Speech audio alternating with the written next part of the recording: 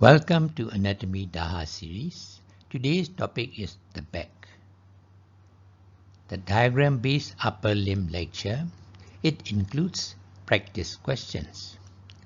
Text slides are from the second slide to 29th slides. Question slide is 30th slides. Color code of the text. The basic anatomy must know in light yellow color. Clinical highlights good to know in light red color. Fine points for the advanced readers, bold print, light blue in color. Illustrated, prepared and presented by Dr. Abdul Hamid, Abdul Rashid. The back. It is the region of the back of the thorax. The main structures of the back are muscles, superficial and deep. The superficial muscles consist of two layers that connect the axial skeleton with the pectoral girdle and bone of the arm. They are covered by the skin, superficial fascia, and deep fascia. Skin in this region is thicker than that of the pectoral region in front. It is supplied by cutaneous blood vessels and nerves, which are located in the superficial fascia. This is the cross sections of the thorax. This is the posterior wall of the thorax, and this is thoracic aorta.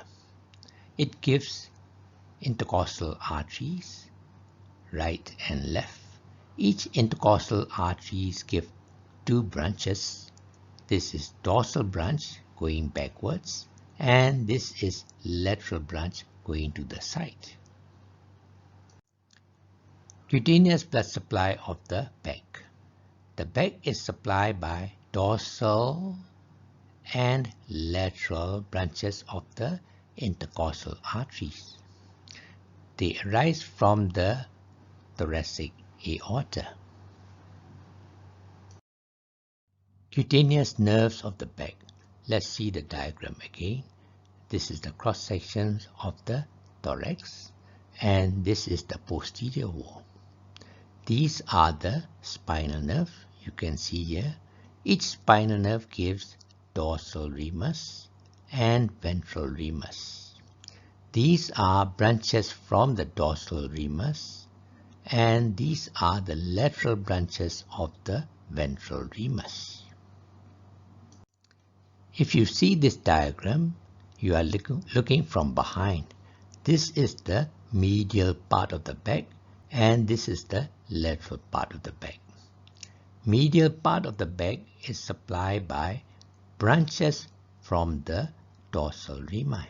This is the dorsal ramus. Branches from the dorsal rami will supply the medial part of the back, and lateral branches from the ventral rami will supply the lateral part of the back. These are the branches of the dorsal. These are the lateral branches of the ventral rami. The muscles of the back. The superficial muscles of the back consist of two layers of muscles, A and B. A, the outer layer, and B, the inner layer. A, the outer layer is composed of two flat muscles, A1 trapezius and A2 latissimus dorsi. B, the inner layer consists of two groups, B1 medial group and B2 lateral group. B1 medial group. The muscles of the medial group are attached between the medial border of the scapula and vertebrae. There are three muscles, A. levator scapulae, B. rhomboid minor, and C. rhomboid major muscles from above downwards. B2. Lateral group. The muscles of the lateral group are attached between supra and infraspinous fossae on the dorsum of the scapula and the greater tubercle of the humerus. They are two in number, A. supraspinatus and B. infraspinatus muscles. This is skeleton of the back seen from behind. Let's see the structures here. This is the skull. This is the occipital bones. We are looking from behind. Back of the occipital bone, you will see small line is here, transverse line is here, called superior nucleus line, one on each side. Between the two superior nucleus line, there's a little protuberance here called external occipital protuberance. Below that, there's a ligament behind the cervical vertebrae that is called ligamentum nuchae. This is tip of the 7 cervical vertebra. Below that is all the tip of the spines of the thoracic vertebrae. These tips of the spines of the thoracic vertebrae are attached by supraspinous ligaments. So, this is superior nucleus line. This is external occipital protuberance. This is ligamentum nuchae. This is tip of the spine of the 7th cervical vertebra. These are the tips of the spines of all the thoracic vertebrae attached by supraspinous ligaments. Muscles of the back. The first muscle, A1, trapezius muscle. Look at the diagram. This is right half of trapezius, posterior view. This is right half of trapezius muscle. Trapezius muscle has two halves, right and left. Each is triangular in shape. Look here, each half is triangular in shape. Two halves, that is right and left halves, lie side by side in the mid line along the vertebral column at the back. Two halves of the trapezius, right and left, together form diamond shape, trapezoid shape if you look from behind. This is right half, left half will be here. Two together will be looks like a diamond shape, also called trapezoid shaped, and thus we call this muscle trapezius muscle. It is the only muscle that suspends the pectoral girdle from the cranium, from the skull. Trapezius muscles continuation. Just now I have mentioned about the landmarks of the skeleton of the back.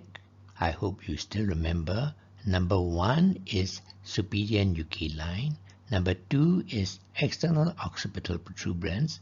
Both are at the back of the occipital bone. Number 3 is ligamentum nuchae at the back of the cervical vertebrae. Number 4 is the spine of 7th cervical vertebra, that is C7 vertebra. Number 5 is spines of all the thoracic vertebrae. And number 6 is supraspinous ligaments. If you remember, then easy to continue. Proximal attachments, that is the origins of the trapezius muscles. Origin of the trapezius muscle is very long, from the medial third of superior nucleus line, number 1, external occipital protuberance, number 2, ligamentum nuchae, number 3, the spine of 7th cervical, C7 vertebra, here, number 4, and then spines of all the thoracic vertebrae, number 5, and supraspinous ligaments, number 6. A1 trapezius muscle continuation. Look at the diagram. This is right pectoral girdle, superior view. This is clavicle in front. This is scapula behind. This is posterior border of the clavicle. This is lateral third of the clavicle. This is spine of the scapula. Lateral end is the acromial process of the scapula. Medial border of the acromial process. This is the crest of the spine, upper lip of the crest of the spine. This is tubercle of the crest of the spine. Let's talk about distal attachment, that is insertion of the trapezius muscle. Trapezius muscle has three groups of fibers: upper, middle, and lower fibers. Small one, the upper fibers pass downwards and laterally and insert at the posterior border of the lateral third of the clavicle. So that upper fibers of the trapezius muscle will insert at the posterior border of the lateral third of the clavicle.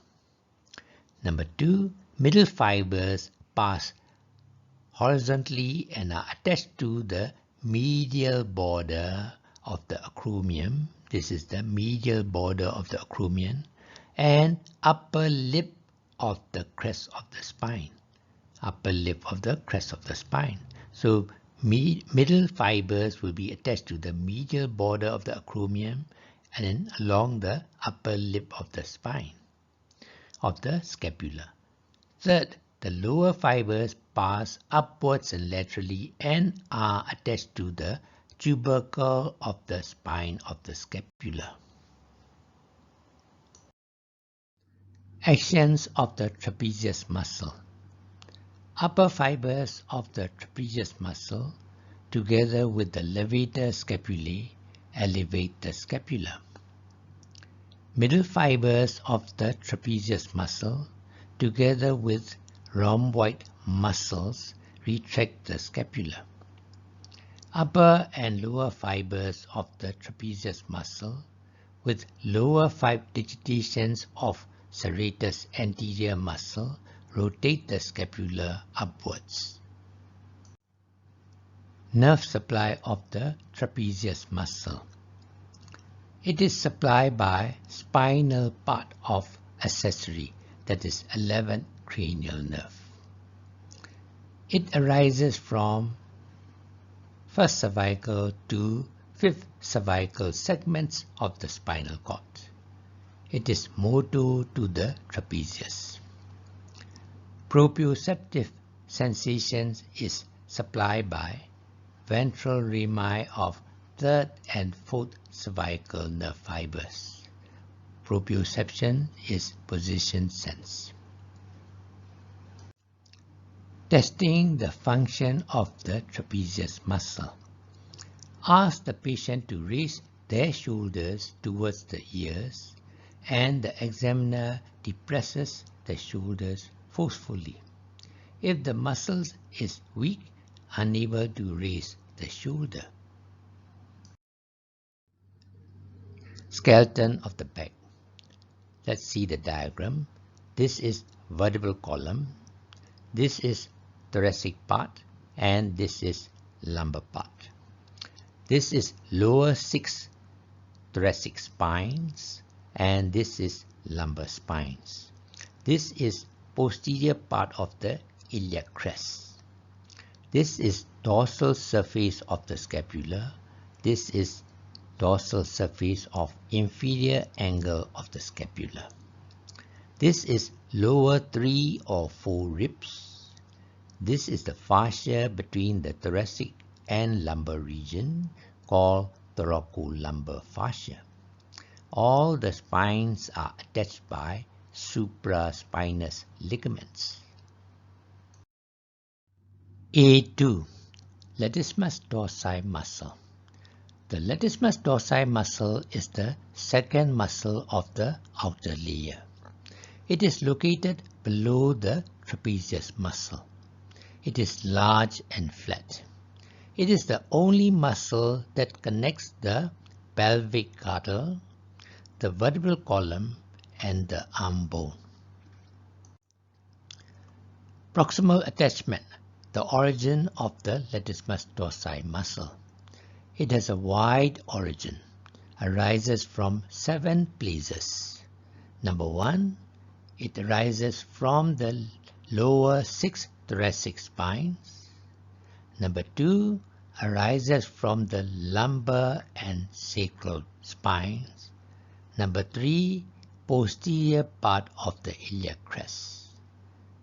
Continue in next slide.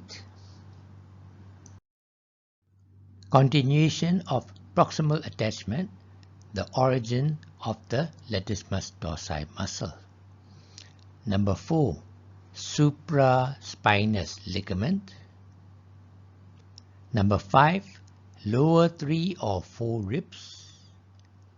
Lower 3 or 4 ribs. Number 6, thoracolumbar fascia. And number 7, posterior surface of the inferior angle of the scapula.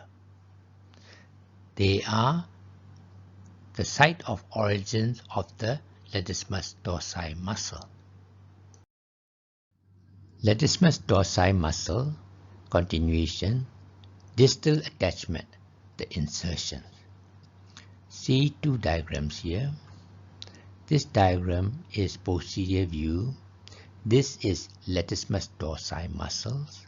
This is teres major muscle. This is shoulder region. This is upper part of the humerus. This side is anterior. Greater tubercle, lesser tubercle. This is the groove between the 2 tubercle, intertubercular sulcus. This is intertubercular sulcus. It has 2 lips, medial lip and lateral lip.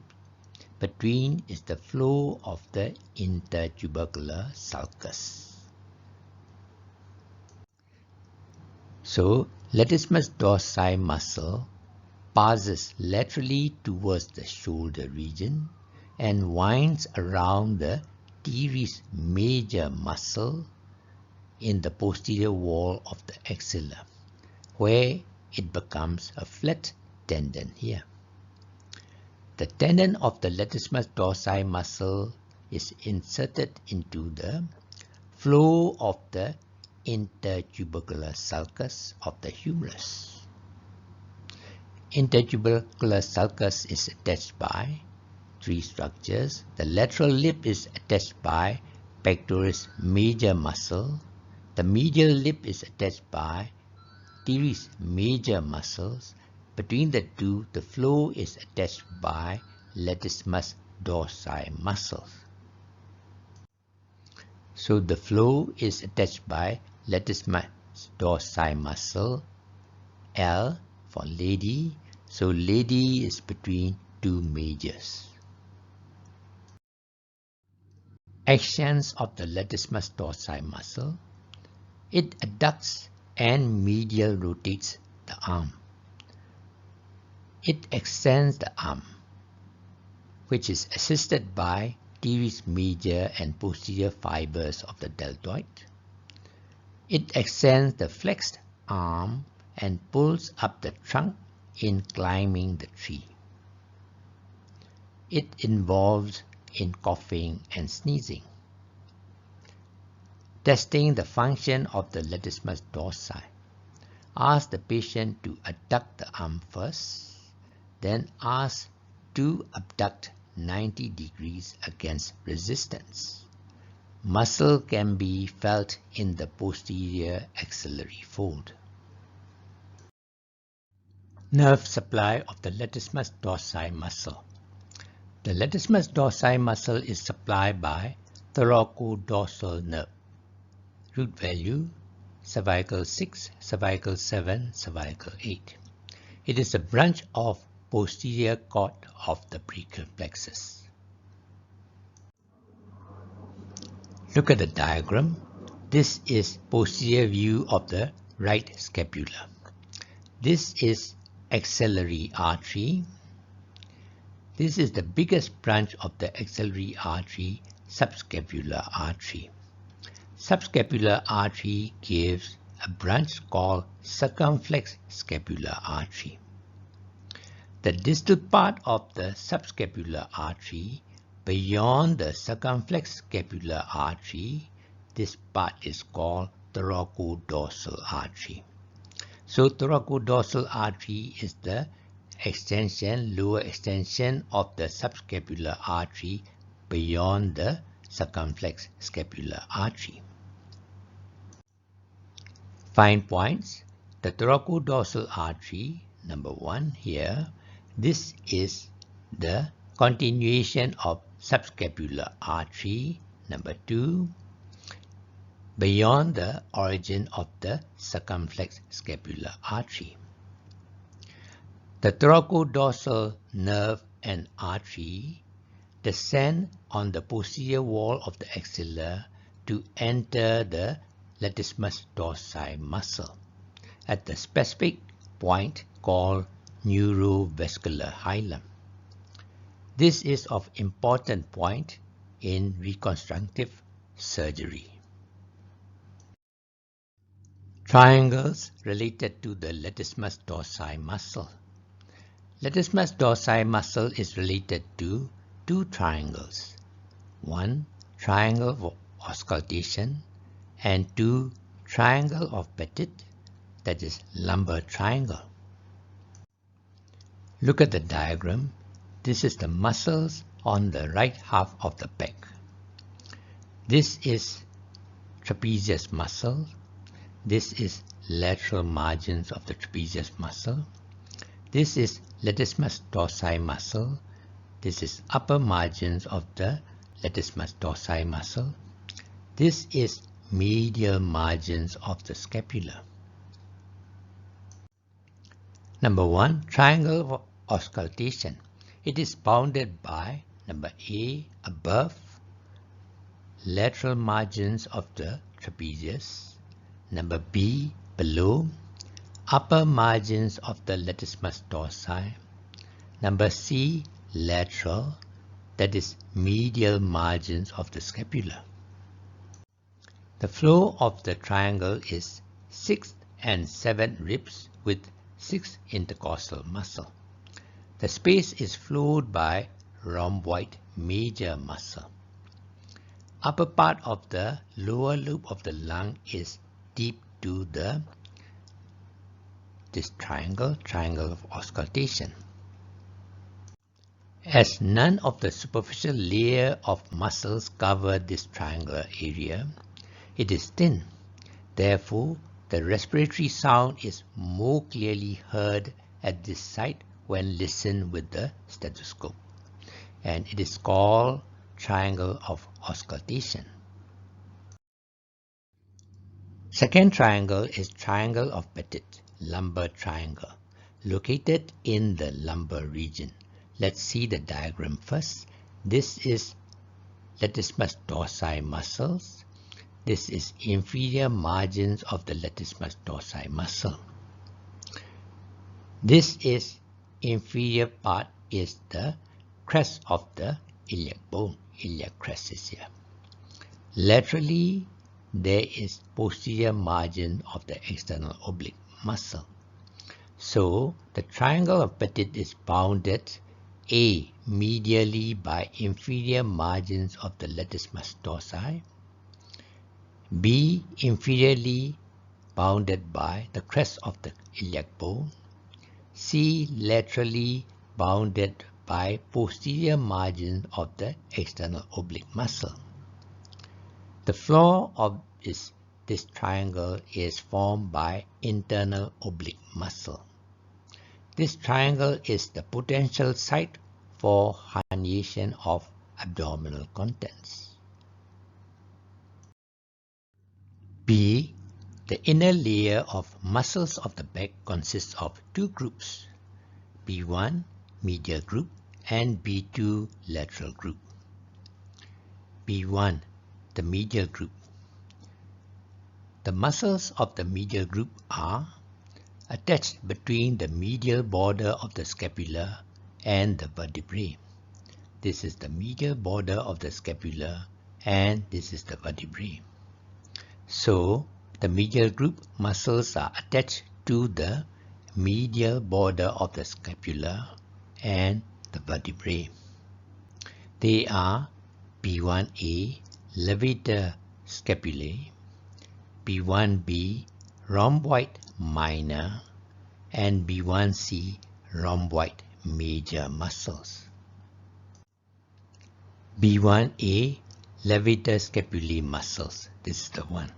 Look at the diagram first. This is dorsal surface of the left scapula. This is spine of the scapula. This is root of the spine. This is superior angle of the scapula, and this is inferior angle of the scapula. Let's talk about the proximal attachment, the origins of the levator scapulae muscle. This is the one. It arises from the transverse processes of the upper four cervical vertebrae. Transverse processes of the upper four cervical vertebrae. That is the origin.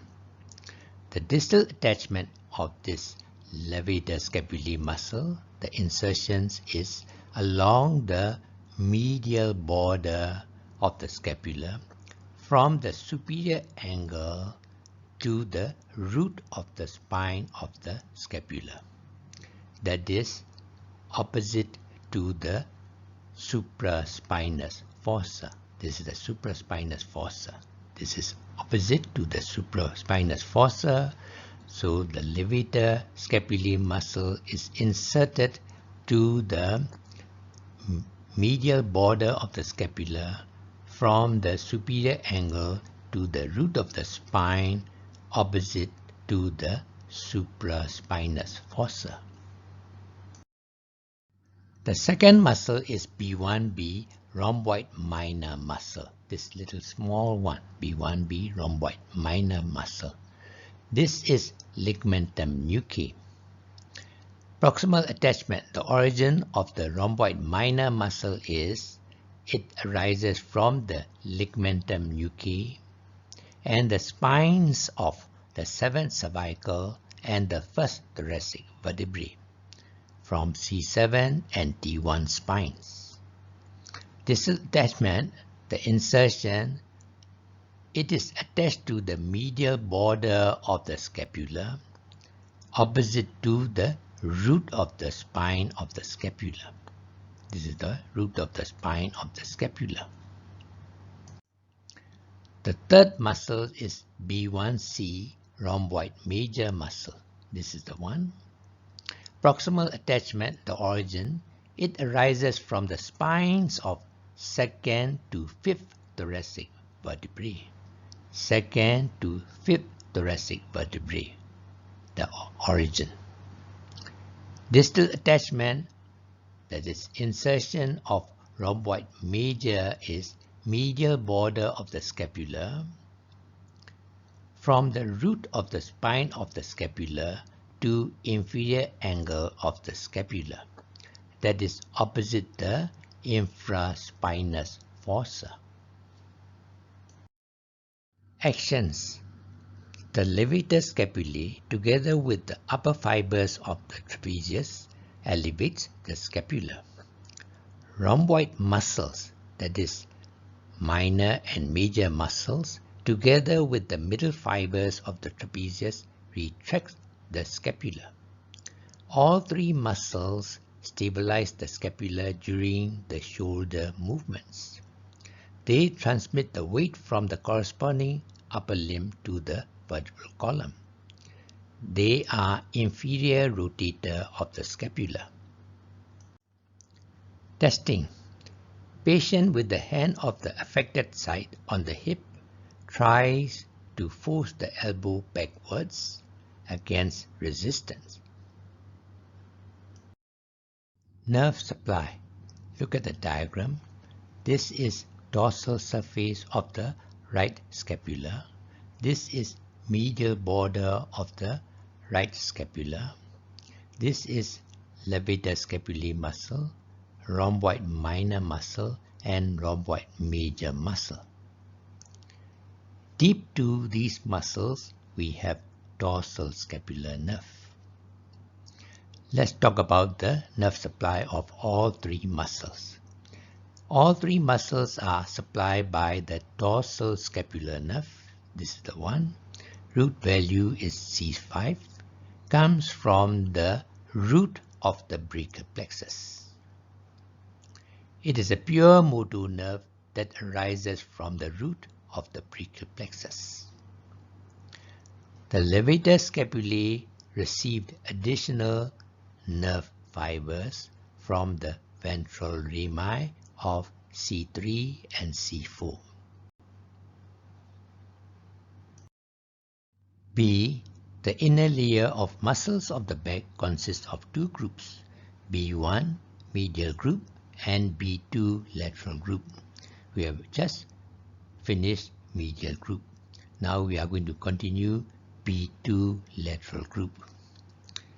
B2 the lateral group. The muscles of the lateral group are attached between the supra and infraspinous fossae on the dorsum of the scapula and the greater tubercle of the humerus.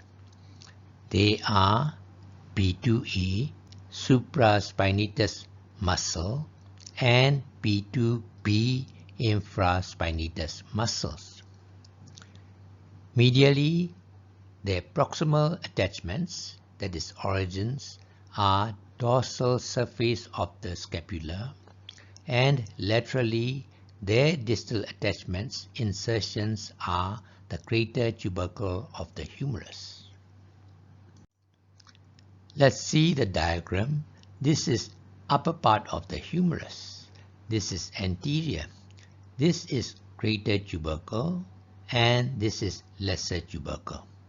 Greater tubercle consists of three facets: upper facet, middle facet, and lower facet. B2A supraspinatus muscle. Look at the diagram. This is dorsal surface of the right scapula. This is the spine of the scapula. Above the spine is the supraspinous fossa is here. Now we are going to talk about supraspinatus muscle. Proximal attachment, the origin. The supraspinatus muscles arises from the medial 2/3 of the supraspinous fossa of the scapula. It is arise from the medial 2/3 of the supraspinous fossa and it passes to the lateral side, and this is the greater tubercle of the humerus. Distal attachments, the insertions of the supraspinatus muscle. It is inserted to the upper facet of the greater tubercle of the humerus. B2B infraspinatus muscle. This is dorsal surface of the right scapula. This is the spine of the scapula. Below it is infraspinous fossa. Now attachments of the infraspinatus muscle. Proximal attachment, the origin. The infraspinatus muscle arises from the medial 2/3 of the infraspinous fossa of the scapula. Laterally, that is distal attachment, the insertion. The infraspinatus muscles is inserted to the middle facet of the greater tubercle of the humerus. Therefore, supraspinatus muscle will be attached to the upper facet of the greater tubercle of the humerus, and infraspinatus muscles is attached to the middle facet of the greater tubercle of the humerus. Actions of supraspinatus and infraspinatus muscles. Supraspinatus muscle initiates abduction of the shoulder joint. Infraspinatus muscle is the lateral rotator of the humerus. Fine point. Now look at the diagram. This is lateral view of the shoulder joint. This is acromial process of the spine. This is coracoid process. This is coracoacromial ligament. Three of them together form coracoacromial arch over the shoulder joint. This is the spine of the scapula. Above the spine is supraspinous fossa, where supraspinatus muscles is located, which is deep to the acromion. Between the acromion and supraspinatus muscle, there is a bursa below the acromion called subacromial bursa. During abduction and adduction of the shoulder joint, tendon of the supraspinatus muscle, subacromial bursa, and greater tuberosity of the humerus slide under the acromion. Bursitis, that is inflammations of the subacromial bursa, may occur. Nerve supply. Both muscles, supraspinatus and infraspinatus, are supplied by suprascapular nerve. Comes from C5, C6 fibers that arises from the upper trunk, Erb's point of the brachial plexus. Suprascapular nerve comes down over the upper border of the scapula through the suprascapular foramen and now enter the supraspinous fossa, where it supplies the supraspinatus muscle. Other branches descends through the spinoclinoid notch and enter the infraspinous fossa and supply the infraspinatus muscle. Testing of muscle action. Supraspinatus. Ask the patient to abduct the arm from the side against resisted. It is the initiator of the abduction of the shoulder. Infraspinatus. Ask the patient to turn the forearm of the flexed elbow backwards against resistance. That is lateral rotation of the arm. Nerve supply of the muscles of the back. The first muscle is the trapezius muscle. It is supplied by spinal accessory. Accessory means 11th cranial nerve. It is purely motor. So the trapezius muscle is supplied by spinal accessory, that is 11th cranial nerve. Look at the diagram. This is the spinal cord, upper part of the spinal cord. This is medulla. This is pons. This is foramen magnum. This is jugular foramen at the base of the skull. In the medulla, we have big nucleus called nucleus ambiguus. It consists of 3 nuclei. The top one, this green color, is 9th cranial nerve nucleus, that is glossopharyngeal nerve nucleus. This middle one, the red color, is 10th cranial nerve nucleus, that is vagal nucleus, vagal nerve. And this blue color is 11th cranial nerve nucleus, but it is in the cranial cavity. This is cranial part of the 11th cranial nerve, that is the cranial accessory nerve, blue color. Accessory nerve, that is cranial nerve number 11, has 2 roots, spinal and cranial roots. The spinal root arises from 1st to 5th segments of the spinal cord. You can see here, this is the spinal root of the 11th cranial nerve, yellow color. spinal accessory nerve comes from first to fifth cervical segments of the spinal cord.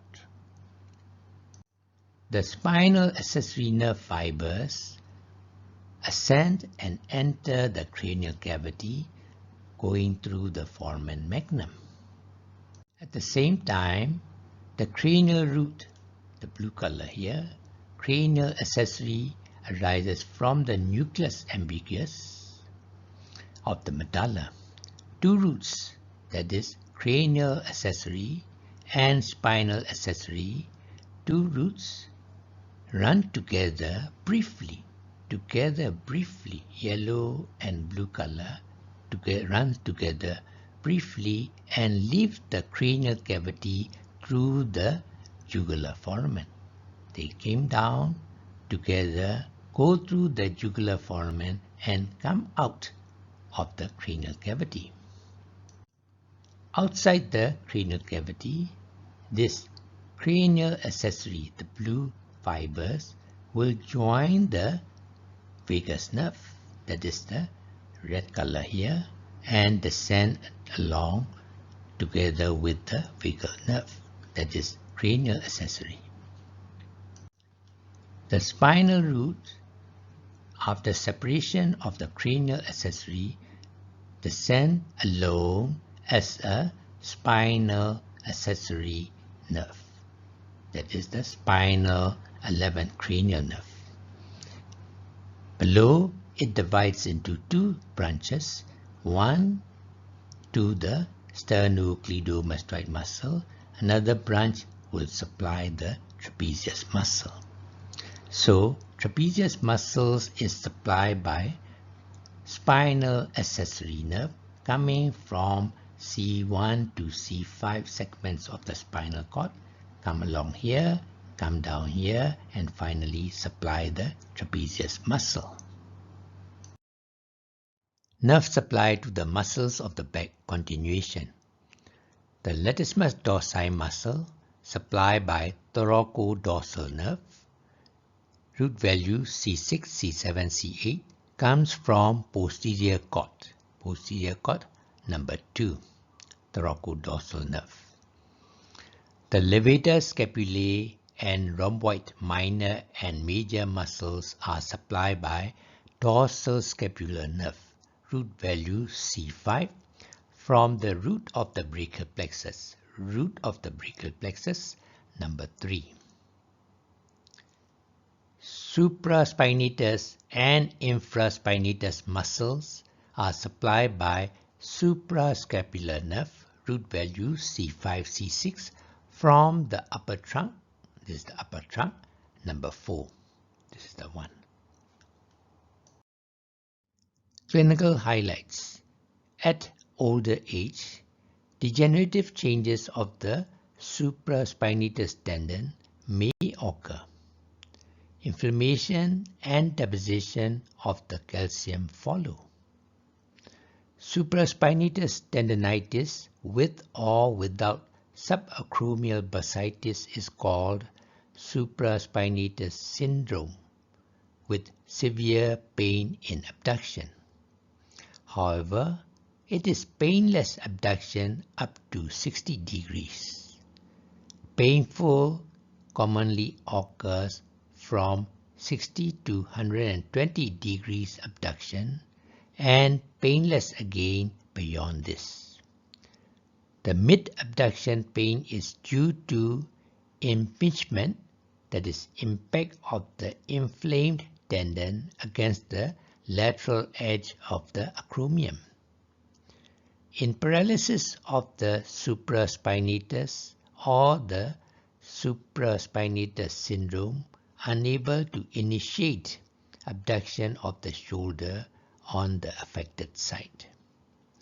However, patients learn to overcome this deficiency by tilting, swinging the hip, which initiates and pushes the upper limb lateral and continue abduction by the deltoid muscle.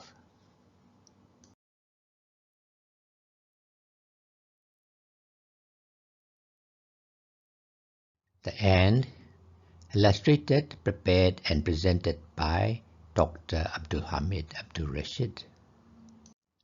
Now is the good time to subscribe to our Anatomy DAHAR series channel. You will be notified as soon as our next video is available to you. Anatomy DAHAR series also provide other videos related to the present topic. Thank you for watching.